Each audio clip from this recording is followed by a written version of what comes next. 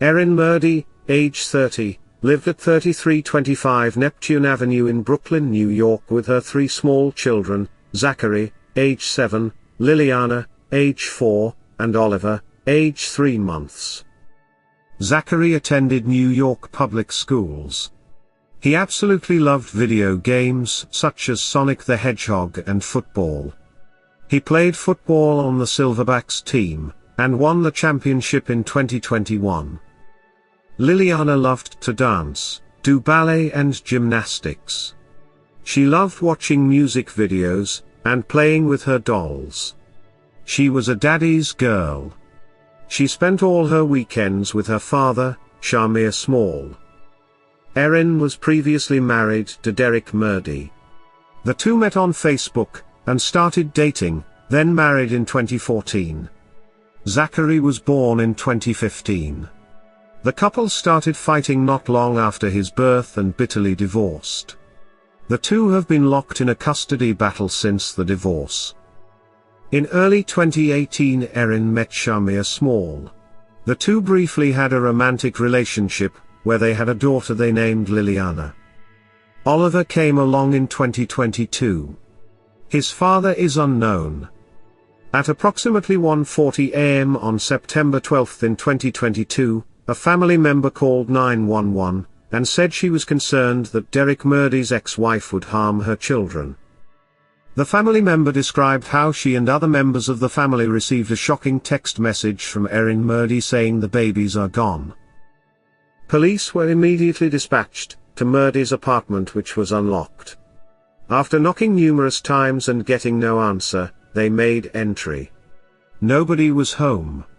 While exiting the building, police were met by the father of one of the children. He was concerned for the welfare of his 7-year-old son. He told police he believed Erin and the children were on the boardwalk. Police searched the surrounding area, the beach and along the boardwalk. Officers eventually found Merdy near Brighton 6th Street and Regalman Boardwalk. She was wearing a bathrobe, barefoot and soaking wet. Other family members had located her prior to police and were asking her where the children were. She was disoriented, and not speaking to police. The children were not with her. The New York Police Department intensified their search efforts. They used boats and helicopters trying to locate the missing children. Merdy was not speaking to police. 90 minutes later, police located the children near the sea at West 35th Street near the boardwalk. The children were near the shoreline and unresponsive. First responders attempted to revive the children as they were rushed to Coney Island Hospital, but it was too late. All 3 were pronounced dead soon after arriving. Merdy was immediately taken to New York University Langone Hospital in Brooklyn for a psychiatric evaluation. Her mother told authorities that her daughter may have been suffering from postpartum depression, and other family members said she was struggling with mental health issues. Authorities believe Merdy's actions were premeditated, and not a spur-of-the-moment crime. Merdy was going through financial hardship. She was behind over $5,000 in rent, and had been served an eviction notice for not paying rent for nearly a year. Police say the investigation is ongoing. Erin Merdy has prior incident reports of harassment and aggravated harassment, that did not result in charges. She has no prior history of arrests or mental illness. Court records indicate that in 2020 Child Services found evidence to support a claim of neglect or abuse against Merdy. The agency employee spoke under anonymity, said they did not file a claim against Merdy, which would force court-ordered supervision of the family or removal of the children from her custody. The details of the neglect or abuse is unknown.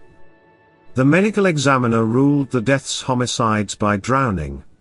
Liliana's body had bruising indicating she fought back while her mother forced her under the water. This is a shocking and unspeakable crime, and with this prosecution, we will seek justice, said District Attorney Eric Gonzalez. He continued saying, these innocent young children had their entire lives ahead of them when their own mother allegedly drowned and left them on a Coney Island beach. Merdy was indicted on 3 counts of first-degree murder, and 9 counts of second-degree murder. She is being held without bond. A neighbor, Victor Rodriguez, said, "I used to see her all the time. Her kids would ask if they could pet my dog. Everything seemed fine with her, but when COVID hit she looked depressed. She wasn't so friendly anymore, and kept to herself." He continued saying, "It's devastating, especially when you know the kids. They were sweet and respectful, they seemed like happy kids, not a care in the world. I think COVID had something to do with it. Before COVID and after COVID, it was like Dr. Jekyll and Mr. Hyde, 2 different people."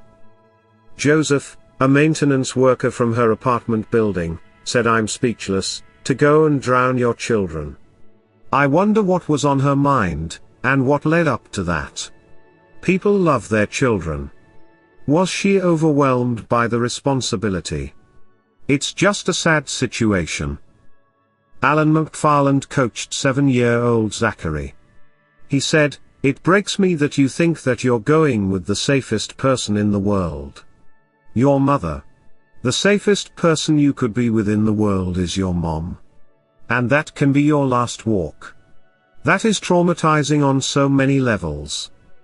Shamir Small, father of 4-year-old Liliana, told reporters that he believed his daughter was safe.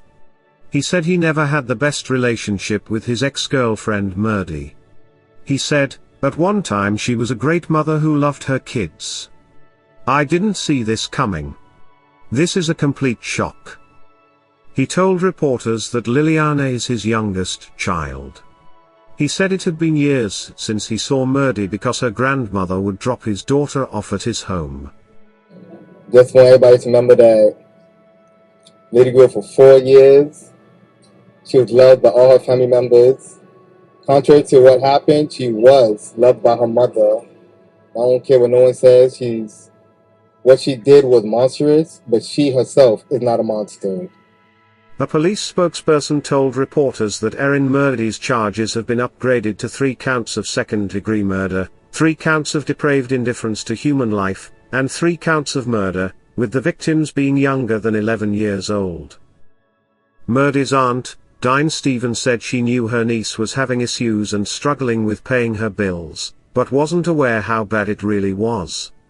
She said, "I knew she was struggling in the sense she was trying to find her way through life. In this family we do have a history of mental illness to varying degrees. A few of us have battled with bipolar disorder, but I didn't know her mental struggles," she continued saying, "I just knew she was trying to find a way for her children, a way to get on her feet. It was the mental issues that took over." Her uncle, Eddie Stephen, said he was speechless that Erin killed her children. He said, "She did a little crazy stuff, but nothing that would lead to harming her children or herself. She used to like to party here and there, do a little drinking, but I didn't see any drug abuse or see that she was really irresponsible. It's just tragic. I don't know. She never gave us the sign that she would hurt her children. She loved her children." Derek Merdy, father of 7-year-old Zachary, and ex-husband to Erin Merdy, said he fought for years to get custody of his son, and had contacted authorities many times about the welfare of his son. He said, "It didn't matter how much I called Child Protective Service. They would tell me, 'Oh, you don't have any real evidence.' But they didn't do a real investigation." He said his son would often arrive at visits dirty, not wearing proper clothes, and saying he was hungry. He said his son often said his mother starved him. He said at the end of their last visit his son did not want to go home. He said he sent him anyway. Now he wishes he would have went with his gut instincts. "Our top priority is protecting the safety and well-being of all children in New York City. We are investigating this tragedy with the NYPD, an Administration for Children's Services spokesperson said. Mr. Merdy said he made preparations to fly his son's body from New York City to Virginia. "I'm taking him home to Virginia where he should have always been." Derek Merdy set up a GoFundMe to help pay funeral expenses. He said, "My dearest son was stolen from us on September 12, 2022, when he was just 7 years old. We won't let the world forget the vitality and light that Zachary left behind in the memories we cherish. His bodily existence among us had to end abruptly, the cosmos decided. We sincerely thank everyone who has given Zachary, our darling son, their thoughts, prayers, and nice words." When reporters asked Mr. Merdy about his ex-wife, he said, "I don't want to say much about her because I don't want to give no more publicity than she already deserves. I don't want my son remembered for being murdered by his mother. He was so much more than that." Postpartum psychosis is a mood episode that exhibits disorganized thinking, auditory hallucinations, and paranoid thoughts. It occurs in approximately 2 mothers out of 1,000 who give birth. Susan Benjamin Feingold, a licensed clinical psychologist in Chicago specializing in perinatal mood and anxiety disorders. She said, "They have confused thinking. They often have delusions and hallucinations. We consider it a clinical emergency. They are at risk of hurting themselves or their children." Postpartum psychosis is associated with schizophrenia, bipolar and other major depressive disorders. Researchers say approximately 72% of women suffering from postpartum psychosis are diagnosed with schizoaffective disorder or bipolar. And about 12% have schizophrenia. Some women suffer depression for many years before having a psychotic break. Some have no history with mental illness. Different states vary on how to treat women who murder their children and have been diagnosed with postpartum psychosis. Some states are far more lenient, while others give stiffer sentences. On June 1 in 2018, Illinois became the first state with a law that allows judges to be lenient during sentencing on women with postpartum psychosis who murdered their children. Other states adopted a different approach. They are starting with awareness and educational programs. Some have new legislation or special programs to support in building awareness of postpartum psychosis in new mothers and health care providers. Some states are doing mandatory screening for new mothers during well-baby pediatrician visits. Erin Merdy faces life in prison if found guilty. Her trial date has not been set yet. She is currently being housed at Rose M. Singer Center on Rikers Island. A vigil was held for Zachary, Liliana, and Oliver on the Regalman Boardwalk on September 15 in 2022. Assemblywoman Mathilda Frontas speaks a powerful message at the vigil. I want to thank Councilmember Ari Hagan for bringing us together tonight and organizing this candlelight vigil in memory of 3 beautiful children who were taken from us just a few days ago. This morning, I visited the wake and the viewing services in Mill Basin, where 2 of the 3 children had open caskets there in full view.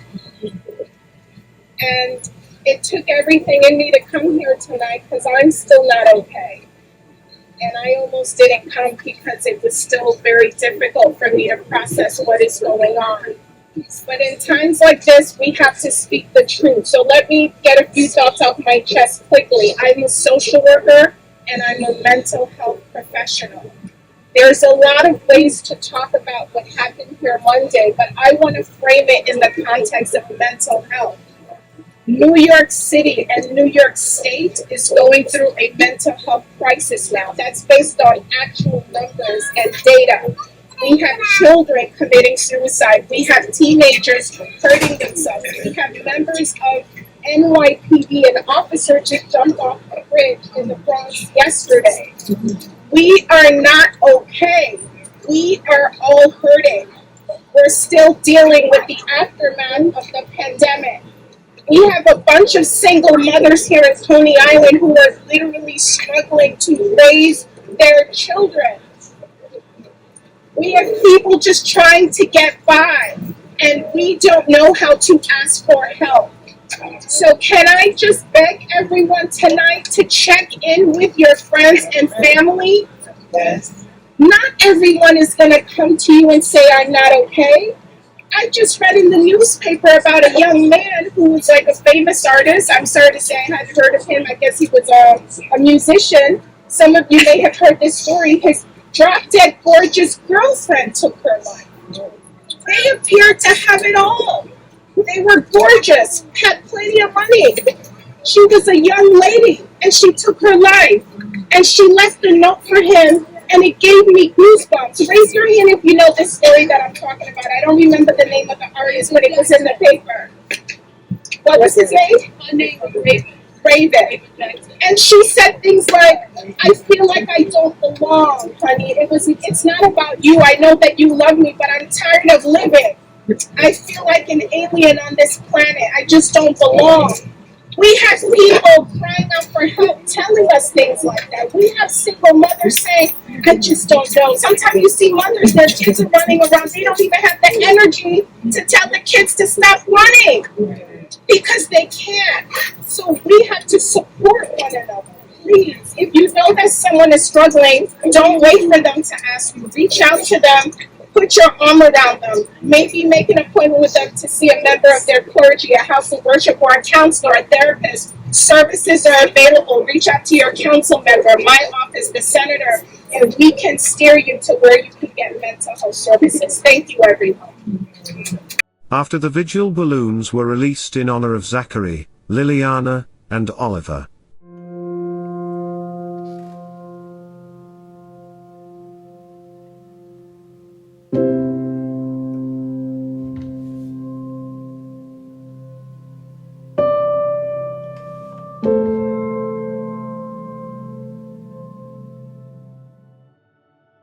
A wake was held at Caribay Funeral Home in Brooklyn for Zachary, Liliana, and Oliver on November 15 in 2022. Zachary and Liliana's caskets were open. Zachary was holding a toy car in his hands. Liliana was wearing a tiara. If you or someone you know is struggling, get free support right now. Text 494949 to chat with someone. You are not alone. What would drive a mother to drown her own children? Could she have been suffering from postpartum psychosis? Or was this premeditated like the police believe? Did the people around her miss the signs? These 3 babies deserved so much more. Children are so innocent and trusting.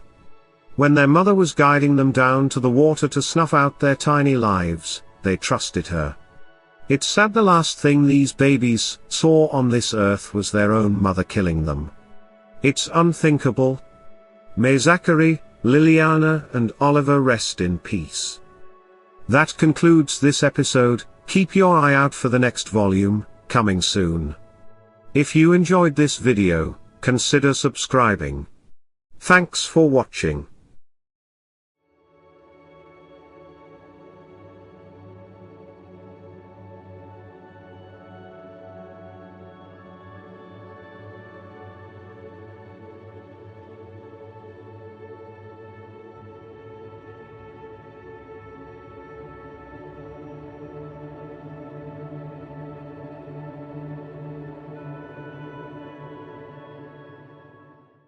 Want to help support the channel you love, and get something in return?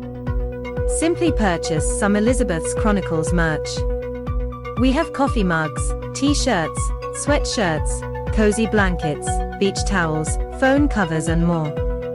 Use the coupon code EC10OFF4U and get 10% off your order. The link to order is in the description area below this video. Thanks for helping Elizabeth's Chronicles continue to make the videos you love.